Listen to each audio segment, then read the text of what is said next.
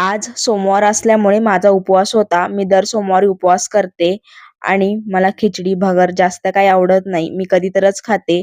आज घरामध्ये भरपूर अशी केळी होती आणि दूध सुद्धा होतं. त्यामुळे मी ठरवलं की आज बनाना शेक बनवायचा.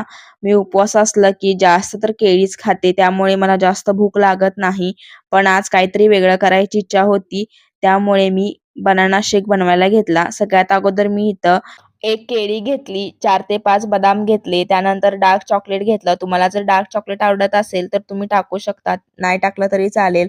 त्यानंतर 1 ग्लास दूध घेतलं आणि साखर घेतली. तुम्हाला कितपत गोड आवडतं त्या प्रमाणात तुम्ही साखर टाकू शकता. या सर्वांना छान असं मिक्सरमध्ये फिरवून घेतलं. मस्त असा बनाना शेक तयार होता. पिऊन घेतला. यानंतर मला अजिबात भूक लागली नाही दिवसभर. मी संध्याकाळी डायरेक्ट उपवास सोडताना जेवण केलं. तुम्ही सुद्धा एकदा नक्की ट्राय करून पहा. तुम्हाला सुद्धा खूप आवडेल आणि जाता जाता चॅनल